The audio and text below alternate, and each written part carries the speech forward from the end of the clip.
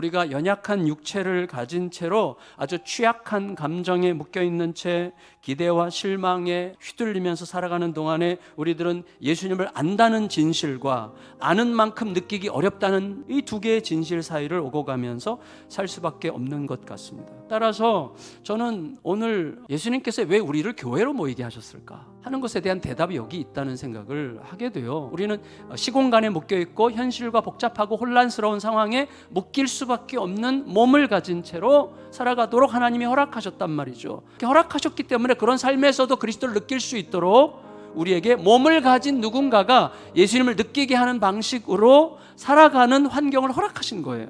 그래서 여러분, 우리 주위에, 그리고 내가 누군가에게 그런 사람이 되고 있는지를 그래서 물어야만 하는 것이죠. 그래서 예수님께서 가까이 계시다고 하는 것을 실감나게 해주는 그런 사람들을 만나게 되면 막 숨이 쉬어지고 다시 살고 싶어지는 이런 마음이 드는 거죠. 그 아름다우심이 사실은 예수님을 느끼게 해주는 누군가를 통해서 그것이 우리들에게 실제가 되게 하셨어요. 그분의 숨결과 그분의 손길을 물리적으로 느끼게 해주는 사람이 필요해요. 우리들에게 예수님을 더 사랑하고 싶게 만들어주는 그런 사람들을 통해서 예수님의 아름다우심이 우리에게 현실이 되는 거죠. 그런데 이런 관계는 절대로 일방적이지 않습니다. 시간이 가면 갈수록 상호 책임적 관계가 이제 되는 거예요. 적어도 오늘 주인공 바울에게는 디모데가 그런 사람이었고 디모데에게는 바울이 그런 사람이었습니다. 근데 우리가 알듯이 디모데가 이렇게 훌륭한 사역자지만 핸디캡이 좀 있었어요. 그래서 디모데는 일단은 고난이 많았던 것 같아요. 어떤 고난인지 모르겠지만 아버지가 일찍 돌아가셨다면 지독하게 가난했을 가능성이 많고, 그리고 많은 환난을 겪었을 가능성이 있고, 특별히 잘 알려진 대로 디모데는 나이는 어렸고 마음은 여렸고 몸은 약했어요. 그런데 이제 거기에 대해서 바울이 일일이 하나하나 다 코치를 해요.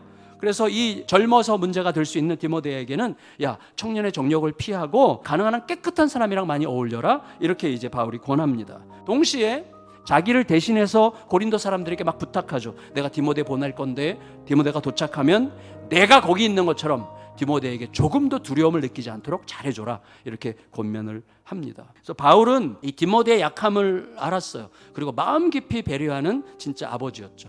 결국 바울의 마음에서 디모데는 어떤 사람이었는가? 주 안에서 사랑하는 신실한 아들. 그러면 주 안에서 사랑하는 신실한 아들이라는 이 표현에서 우리가 끄집어낼 수 있는 몇 가지 전제들이 있을 거예요. 주 안에서 사랑하는 이니까 아버지가 아들을 사랑하려면 힘이 필요하죠. 사랑할 힘을 내 지식과 경험과 경륜에서 끌어오지 않았고 주님으로부터 끌어오는 아버지의 신실한 아들이다, 그 말이죠. 그 아들은 뭐예요?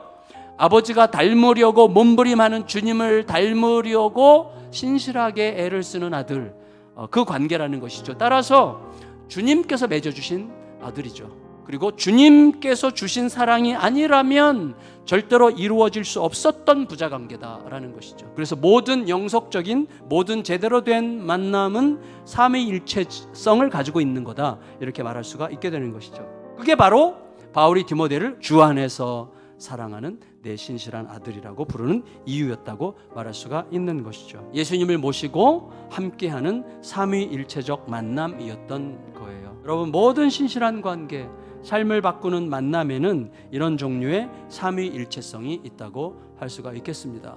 그래서 주님께 맞는가? 내가 지금 주님의 뜻을 따라가고 있는가? 그리고 저쪽도 주님의 뜻을 따라가고 있는가 해서 주님 안에서 만나는 만남으로 이어져야만 영속적 신실한 관계가 이어지게 되는 것이죠. 결론, 나에게는 그런 사람이 있는가? 그리고 나는 누군가에게 그런 사람이 되고 있는가? 이 질문이 오늘 우리의 결론입니다. 예수님만 따름으로 서로에게 그러한 소중한 존귀한 가족과 친구와 동료로 자라갈 수 있게 되기를 예수님의 이름으로 축원합니다.